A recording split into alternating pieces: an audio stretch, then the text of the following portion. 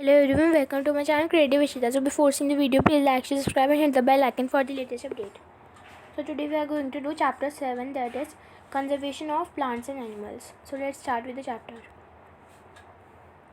We saw in class 7 that Paheli and Bujo had visited the forest along with Professor Ahmed and Tipu.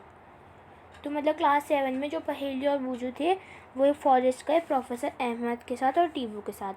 वो eager थे कि वो जो पहेली और बूजू है और प्रोफेसर अहमद है वो मतलब कि पहेली और बूजू थे वो ईगर थे जहाँ ये शेयर करने के लिए अपने एक्सपीरियंसेस अपने क्लासमेट्स के साथ. दूसरे चिल्ड्रन जो कि क्लास में थे वो भी ईगर थे कि वो शेयर करें वो सुने. ठीक है. कुछ बच्चे थे वो भरतपुर सेंचुरी गए. ठीक है. कुछ काजीरंगा नेशनल पार्क गए, कुछ लोकचौ वाइल्ड लाइफ सेंचुरी गए, कुछ ग्रेट निकोबार बायोस्फीयर रिजर्व गए और कुछ टाइगर रिजर्व गए. ठीक है. तो वो सारे अपने एक्सपीरियंसेस शेयर करने के लिए बहुत उत्साहित थे. डिफॉरेस्टेशन और उसके कॉजेज, जब हम पेड़ काटते हैं और उसके हानिकारक. बहुत ज़्यादा ग्रेट वैरायटी में प्लांट्स और एनिमल की एग्जिस्ट करती है अर्थ में. ये एसेंशियल है कि हम वेलबींग है और सर्वाइव करते हैं मैनकाइंड की तरह. आजकल जो मेजर थ्रेट होती है ये होती है कि वो सर्वाइव इन ऑर्गेनिजम्स की, वो उसको हम डिफॉरेस्टेशन कहते हैं. हम जानते हैं कि जो डिफॉरेस्टेशन है इसका मतलब जब हम क्लियर करते हैं फॉरेस्ट का और यूज़ करते हैं लैंड दूसरे पर्पसेस के लिए. ट्रीज़ फॉरेस्ट में जो कि कट होते हैं ना कुछ पर्पसेस के लिए वो मेंशन होते हैं. Procuring land for cultivation, building house and factories, making furniture और using wood as a fuel. तो मतलब ये सारे ये कॉजेज़ हैं कि हम ट्रीज़ को काटते हैं इन पर्पसेस के लिए. अब है कुछ नेचुरल कॉजेज़ डिफॉरेस्टेशन के हैं, फॉरेस्ट फायर और सेवरल ड्रॉट्स. अब आगे कॉन्सिक्वेंसेस ऑफ डिफॉरेस्टेशन. पहेली और बूजू ने रिकॉल करा कॉन्सिक्वेंसेस ऑफ डिफॉरेस्टेशन. उन्होंने रिमेंबर करा कि जो डिफॉरेस्टेशन है वो इंक्रीज़ करते हैं टेम्परेचर और पोल्यूशन लेवल अर्थ पे.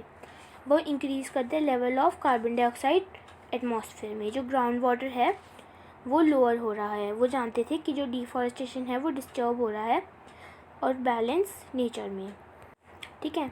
तो उन्होंने प्रोफेसर अहमद को बोला कि अगर ये जो कटिंग होती है ट्रीज़ की वो ऐसी चलती रही तो जो रेनफॉल है और फर्टिलिटी ऑफ सॉइल जो है ना वो डिक्रीज़ हो जाएगी और ज़्यादा से ज़्यादा उनके इंक्रीज़ होने के चांसेस बहुत हैं नेचुरल कैलामिटीज़ जैसे कि फ्लड्स और ड्रॉट्स.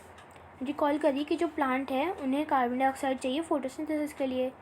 जो फ्यूअर ट्रीज़ होते हैं ना इसका मतलब कि जो लेस कार्बन डाइऑक्साइड ना वो यूज अप हो जाती है और इंक्रीज अमाउंट ऑफ एटमॉस्फेयर में.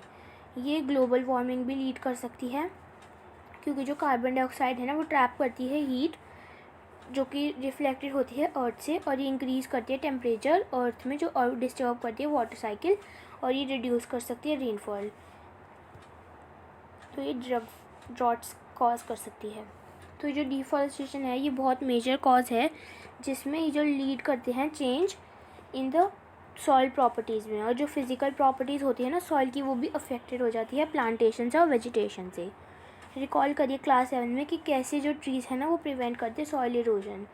कुछ ट्रीज़ रिजल्ट करते हैं सॉइल इरोजन में. जब रिमूवल होता है ना टॉप लेयर का सॉइल का वो एक्सपोज करती है लोअर और हार्ड रॉकी लेयर और ये जो सॉइल है ना उसमें बहुत कम ह्यूमस होता है वो कम फर्टाइल होती है. ग्रेजुअली जो फर्टाइल लैंड है ना कवर हो जाती है डेजर्ट्स में. इनको हम डिजर्टिफिकेशन कहते हैं. जो डिफॉरेस्टेशन है ना वो लीड कर सकती है डिक्रीज़ वाटर होल्डिंग कैपेसिटी में सॉइल की.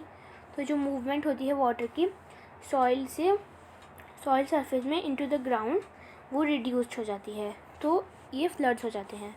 तो दूसरी प्रॉपर्टीज़ हो गई सॉइल की जैसे कि न्यूट्रिएंट कंटेंट, टेक्सचर और दूसरे change because of the deforestation. हमने स्टडी करा क्लास 7 में कि जो बहुत सारे प्रोडक्ट्स होते हैं फॉरेस्ट में से लिस्ट करिए इन प्रोडक्ट्स को. हम फेस करते हैं शॉर्टेज इन प्रोडक्ट्स के अगर ये ऐसी कंटिन्यू होता रहा तो. अब आगे कंजर्वेशन ऑफ फॉरेस्ट और वाइल्ड लाइफ. जब हम बहुत ज़्यादा अवेयर हो जाते हैं इफ़ेक्ट्स ऑफ डिफॉरेस्टेशन, तो पहेली और बुजू वरीड हो गए। ठीक है, वो प्रोफेसर अहमद के पास गए और उन्होंने आस्क करा कि कैसे जो फॉरेस्ट और वाइल्ड लाइफ है वो बच सकते हैं। तो प्रोफेसर अहमद ने ऑर्गेनाइज करा एक विज़िट बायोस्फीयर रिजर्व की फॉर पहेली और बुजू और उनकी क्लासमेट्स की तरह उनके लिए। उन्होंने सिलेक्ट करा कि जो प्लेस जिसका नाम था पंचमारी बायोस्फीयर रिजर्व, वो जानता था कि जो प्लांट्स और एनिमल है ना वो वहीं पे मिलते हैं और कुछ अपर हिमालयन पीक्स में भी मिलते हैं और वो बिलोंग करते हैं लोअर वेस्टर्न घाट्स में भी। तो ये जो प्रोफेसर अहमद है, इन्होंने बिलीव करा कि जो बायोडाइवर्सिटी है वो यहाँ पे यूनिक है और उन्होंने रिक्वेस्ट करा माधवी जी से, जो कि फॉरेस्ट एम्प्लॉयर है, कि वो गाइड करे चिल्ड्रन को इनसाइड द बायोस्फीयर रिजर्व। तो उन्होंने एक्सप्लेन करा कि कैसे जो प्रिजर्विंग एरियाज़ होते हैं इन बायोलॉजिकल इम्पॉर्टेंट में कि वो पार्ट बनाए नेचुरल हेरिटेज का। तो जो माधवी जी है उन्होंने एक्सप्लेन करा बच्चों को कि जो apart from the personal effects, तो बहुत सारी सोसाइटी से भी एफर्ट्स होते हैं और जो गवर्नमेंट एजेंसी से भी होते हैं कि वो टेक केयर करे फॉरेस्ट का और एनिमल्स का। तो ये जो गवर्नमेंट है वो लेस डाउन करती है रूल्स और मेथड्स पॉलिसीज़ कि वो प्रोटेक्ट करे और कंजर्व करे wild life centuries, national parks, biosphere reserve और भी बहुत सारी चीज़ें। तो ये प्रोटेक्टेड एरियाज़ होती है कंजर्वेशन किसके लिए, प्लांट्स के लिए और एनिमल के लिए, कि जो कि प्रेजेंट होते हैं इन एरिया में। तो जो बायोस्फीयर है ना, ये पार्ट होता है अर्थ का जिसमें जो लिविंग ऑर्गेनिजम्स है वो एग्जिस्ट करते हैं और सपोर्ट करते हैं लाइफ। जो बायोलॉजिकल डाइवर्सिटी है या फिर बायोडाइवर्सिटी है वो रेफ़र करती है वैरायटी ऑफ ऑर्गेनिजम्स के साथ जो कि एग्जिस्ट करते हैं अर्थ में और उनके इंटर रिलेशनशिप्स एनवायरनमेंट के साथ। ठीक है, अब आ गई प्रोटेक्ट करने के लिए फ्लोरा और फौना उनके हैबिटेट से। तो ये जो प्रोटेक्टेड एरियाज़ होते हैं ना, इनको हम वाइल्ड लाइफ सेंचुरीज़ कहते हैं, नेशनल पार्क्स और बायोस्फीयर रिजर्व्स कहते हैं। ठीक है, ये ईयर मार्क्ड होते हैं। तो ये जो plantation, cultivation, grazing, feeling trees, hunting और पोचिंग ये प्रोहिबिटेड होता है। जैसे कि जो वाइल्ड लाइफ है, वाइल्ड लाइफ क्या होती है, जो एरिया जिसमें जो एनिमल है वो प्रोटेक्टेड होते हैं बिना किसी डिस्टर्बेंस और उनके हैबिटेट से। नेशनल पार्क एक ऐसी जगह होती हैं जिनमें ये रिजर्व होते हैं वाइल्ड लाइफ, जहाँ पे वो फ्रीली यूज़ कर सकते हैं अपना हैबिटेट और नेचुरल रिसोर्स। बायोस्फीयर रिजर्व एक लार्ज एरियाज़ होते हैं प्रोटेक्टेड लैंड से के लिए और कंजर्वेशन ऑफ वाइल्ड लाइफ के लिए। प्लांट्स और एनिमल्स रिसोर्सेज जो है ना वो ट्रेडिशनल लाइफ के लिए यूज़ होते हैं और tribal living in that area. अब है biosphere reserve. Children professor Ahmed के साथ और माधवी जी के साथ एंटर करते हैं बायोस्फीयर रिजर्व एरिया। माधवी जी उन्हें एक्सप्लेन करती है बायोस्फीयर रिजर्व एक ऐसा एरिया मतलब कि जब हम कंजर्व करते हैं बायोडाइवर्सिटी। जैसे कि आप जानते होंगे जो बायोडाइवर्सिटी है वो वैरायटी होती है प्लांट और एनिमल की और माइक्रो ऑर्गेनिजम्स की, जो कि फाउंड होते हैं एक ऐसी जगह पे। तो ये जो बायोस्फीयर रिजर्व है ना, ये हेल्प करते हैं कि वो मेंटेन करे बायोडाइवर्सिटी और कल्चर उस एरिया का। तो ये जो बायोस्फीयर रिजर्व है वो कंटेन करते हैं दूसरे प्रोटेक्टेड एरियाज़ उसमें से। तो जो पंचमारी बायोस्फीयर रिजर्व है वो कंसिस्ट करती है एक नेचुरल पार्क जिसको हम सतपुरा और 2 वाइल्ड लाइफ सेंचुरीज़ कहते हैं जिनका नाम है बोहरी और पंचमारी। ठीक है, अब आ गया फ्लोरा और फोना। जो चिल्ड्रन जब वॉक कर रहे थे अराउंड द बायोस्फीयर रिजर्व तो उन्होंने अप्रिशिएट करा green wealth of the forest. वो बहुत ही हैप्पी थे देखने टॉल टीक ट्रीज और एनिमल जो कि इनसाइड थे फॉरेस्ट के लिए। सडनली पहेली ने एक रैबिट को फाइंड करा और वो उसको पकड़ना चाहती थी। फिर वो उसके पीछे दौड़ने लगी। फिर प्रोफेसर अहमद ने उसको रोका। तो उन्होंने बताया कि जो एनिमल्स है ना वो कंफर्टेबल है और हैप्पी है अपने ओन हैबिटेट में, हमें उनको डिस्टर्ब नहीं करना चाहिए। ठीक है, तो माधवी जी ने उन्हें एक्सप्लेन करा कि जो कुछ एनिमल्स और प्लांट्स टिपिकली बिलोंग करते हैं कुछ पर्टिकुलर एरिया के साथ। तो ये जो प्लांट और एनिमल है ये फाउंड होते हैं इन पर्टिकुलर एरिया में जिनको हम फ्लोरा और फौना कहते हैं। ठीक है, अब है जैसे कि साल हो गया, टीक हो गया, मैंगो, जामुन, सिल्वर फॉन्स, अर्जुन एसेक्ट्रा, ये सारे फ्लोरा हैं, और चिंकारा जो ब्लू बुल होती है ना, बार्किंग डियर होते हैं, चीतल होते हैं, लेपर्ड होते हैं, वाइल्ड डॉग होते हैं, वाइल्ड वुल्फ होती है, और ये सारे एग्जाम्पल है फ्लोरा के पंचमारी बायोस्फीयर रिजर्व्स में। जैसे कि आप यहाँ पे देख सकते हैं कि ये वाइल्ड डॉग है, ठीक है, ये चीतल है, ठीक है, ये वुल्फ हो गई, ठीक है, ये लेपर्ड हो गया, ठीक है, ये फर्न हो गया, ठीक है, और ये हो गया जामुन ट्री। अब आ गया एंडेमिक स्पीशीज़। तो ये जो ग्रुप है वो क्वाइटली उन्होंने एंटर करा है डीप फॉरेस्ट में। जो चिल्ड्रन थे वो सरप्राइज हो गए इतनी बड़े स्क्वेरल्स को देख के। ये जो स्क्वेरल है ना, उनकी बिग फ्लफ़ी टेल होती है और बहुत क्यूरियस होती है ये जानने के लिए, मतलब ये सारे जो बच्चे हैं बहुत क्यूरियस थे जानने के लिए। तो माधवी जी ने उन्होंने बताया कि जो ये है जाइंट स्क्वेरल और ये एंडेमिक है इस एरिया की। एंडेमिक स्पीशीज़ वो होती है जो कि स्पीशीज़ प्लांट्स और एनिमल्स की जो कि फाउंड होते हैं इसी जगह में, मतलब कि जो वाइल्ड स्क्वेरल है सिर्फ वो इसी जगह में हमें मिलेगी, ये नेचुरली कहीं पे भी नहीं मिलती। तो ये एक पर्टिकुलर टाइप ऑफ एनिमल है या फिर प्लांट है जो कि एंडेमिक जोन पे रहते हैं या स्टेट में रहते हैं या फिर कंट्री में रहते हैं। माधवी जी ने उन्होंने साल और वाइल्ड मैंगो का ट्री दिखाया। ये दो एग्जाम्पल हैं endemic flora of Pachmarhi biosphere reserve के। बिसन है और इंडियन जाइंट स्क्वेरल है और फ्लाइंग स्क्वेरल है, ये एंडेमिक फौना है इस जगह के। जो प्रोफेसर अहमद है उन्होंने एक्सप्लेन करा डिस्ट्रक्शन ऑफ देयर हैबिटेट और इंक्रीजिंग पॉपुलेशन और इंट्रोडक्शन नई नई स्पीशीज़ में कि वो इफ़ेक्ट करें नेचुरल हैबिटेट इन एंडेमिक स्पीशीज़ का और उनका एंडेंजर उनके एक्सिस्टेंस में। स्पीशीज़ है ना एक ऐसा ग्रुप होता है पॉपुलेशन का जिनमें वो कैपेबल होते हैं इंटरब्रीडिंग करने के लिए। इसका मतलब कि जो मेंबर्स होते हैं ना स्पीशीज़ के वो रिप्रोड्यूस करते हैं फर्टाइल ऑफस्प्रिंग फिर उनके मेंबर्स के साथ और उनकी ओन स्पीशीज़ के साथ, किसी और की स्पीशीज़ के साथ नहीं। जो मेंबर्स होते हैं ना इन स्पीशीज़ के उनमें बहुत ही कॉमन कैरेक्टर होता है। अब आ गया वाइल्ड लाइफ सेंचुरी।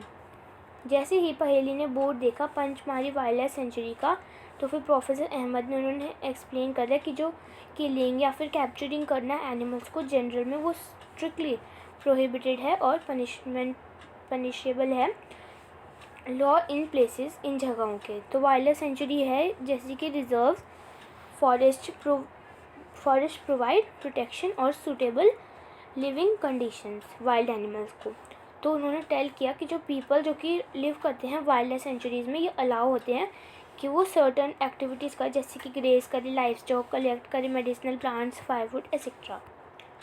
कुछ थ्रेटेंड वाइल्ड एनिमल्स होते हैं जैसे कि blackbuck, white eyed buck, ये सारे हैं ये जो प्रोटेक्टेड होते हैं और प्रिजर्व्ड होते हैं वाइल्ड लाइफ सेंचुरीज़ में। जो इंडियन सेंचुरीज़ होती हैं उनमें बहुत ही यूनिक लैंडस्केप होता है, broad level forest, mountain forest और बशलैंड होता है जिनमें डेल्टास होते हैं बिग रिवर्स में। ये पिटी है कि जब ये प्रोटेक्ट करने के बाद भी फॉरेस्ट ये सेव नहीं है क्योंकि जो पीपल वहाँ पे रहते हैं वो इनको डिस्ट्रॉय कर देते हैं। चिल्ड्रन जो है वो रिमाइंडेड होते हैं कि वो विज़िट करें ज़ू में और वो रिकॉल करें कि जो ज़ू के प्लेसेस जहाँ पे जो एनिमल रिसीव करते हैं प्रोटेक्शन। ठीक है, अब आ गया हमारे नेशनल पार्क। रोड साइड वहाँ पे दूसरा बोर्ड था जिसके ऊपर लिखा था Satpura national park. Children eager थे तो माधवी जी ने उन्हें बताया कि जो ये रिज़र्व है ये लार्ज है और ये डाइवर्स है इनफ कि वो प्रोटेक्ट करें होल सेट ऑफ इकोसिस्टम। वो प्रिजर्व करते हैं कि ये जो फ्लोरा और फोना है ना और लैंडस्केप और हिस्टोरिकल ऑब्जेक्ट्स इन जगहों के। तो जो सतपुरा नेशनल पार्क है ना ये फर्स्ट रिजर्व फॉरेस्ट है इंडिया का। तो जो फाइनेस्ट इंडियन टीक है वो फाउंड होता है इस फॉरेस्ट में। ये मोर देन 100 नेशनल पार्क होते हैं इंडिया में। तो ये जो रॉक शेल्टर्स होते हैं ये फाउंड होते हैं सतपुरा नेशनल पार्क के अंदर और ये एविडेंसेस होते हैं प्री हिस्टोरिकल ह्यूमन लाइफ में जंगल्स में। ये गिव करते हैं एक आइडिया लाइफ के बारे में, प्रिमिटिव पीपल के बारे में। जो रॉक पेंटिंग है वो फाउंड होती है इन शेल्टर्स से और टोटल 55 रॉक शेल्टर्स आइडेंटिफाई हो रखे हैं पंचमारी बायोस्फीयर रिजर्व में। जो फिगर्स होती हैं एनिमल्स के और मैन की वो फाइट करती है, हंटिंग करती है, डांस करती है और प्ले करती है म्यूज़िकल इंस्ट्रूमेंट्स। ये डिपिक्ट करता है इस पेंटिंग में। बहुत सारे ट्राइबल जो है ना अभी भी रहते हैं इन जगहों में। जो चिल्ड्रन है ना, जैसे जैसे वो आगे गए उन्होंने एक बोर्ड देखा सतपुरा टाइगर रिजर्व का, उसके ऊपर लिखा था। तो माधवी जी ने उन्हें बताया कि जो प्रोजेक्ट टाइगर है ना वो लॉन्च हुआ था गवर्नमेंट से कि वो प्रोटेक्ट करे टाइगर को कंट्री में। तो जो ऑब्जेक्टिव होता है ना प्रोजेक्ट का, ये इंश्योर करता है कि जो सर्वाइवल और मेंटेनेंस टाइगर पॉपुलेशन के हमारी कंट्री में। ठीक है। अब है ये जो टाइगर है ना, ये एक ऐसा स्पीशी है जिसमें जो कि स्लोली डिसअपियर हो रहा है फॉरेस्ट में से। पर ये जो सतपुरा टाइगर रिजर्व है ना, ये यूनिक है सेंस की जो सिग्निफिकेंट इंक्रीज़ कर रहे हैं वो पॉपुलेशन टाइगर्स के, वो यहाँ पे दिखते हैं। एक समय की बात थी जब एनिमल जैसे कि लायन, एलिफेंट, वाइट बफेलोज और बारहसिंगा जो थे ना फाउंड होते थे सतपुरा नेशनल पार्क में। एनिमल जो कि नंबर और डिमिनिशिंग लेवल की तरह वो माइट फेस करता है इन एक्सटिंक्शन को, जिसको हम एंडेंजर्ड एनिमल्स कहते हैं। तो बूजू जो है ना वो उसने रिमाइंड किया कि जो डायनासोर है ना वो एक्सटिंक्ट हो गए हैं बहुत समय से। तो ये जो सर्वाइवल होता है कुछ एनिमल्स का वो डिफ़िकल्ट हो गया क्योंकि उनके नेचुरल हैबिटेट में डिस्टर्बेंस आ गई है।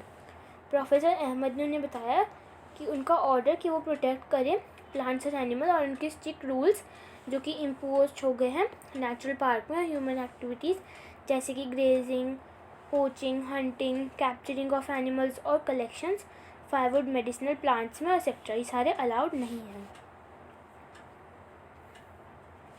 तो माधवी जी ने बताया कि तो पहेली ने पहले ये पूछा कि जो बिग एनिमल्स है वह सिर्फ बिग एनिमल्स ही फेस कर रहे हैं। फिर माधवी जी ने बोला कि जो स्मॉल एनिमल्स है ना वो भी बहुत ज़्यादा डेंजर में हैं बिगर एनिमल्स से। अगर हम स्नेक को किल करें, फ्रॉग्स को, लिजर्ड्स को, बैट्स को और आउल्स को, तो ये जो रथलेसली विदाउट रियलाइजिंग उनकी इम्पोर्टेंस, उनके इकोसिस्टम में इम्पोर्टेंस, बाय किलिंग देम हम हार्म कर रहे हैं अपने आप को, क्योंकि वो स्मॉल होते हैं साइड में पर उनका जो रोल होता है ना इकोसिस्टम में वो इग्नोर नहीं हो सकता।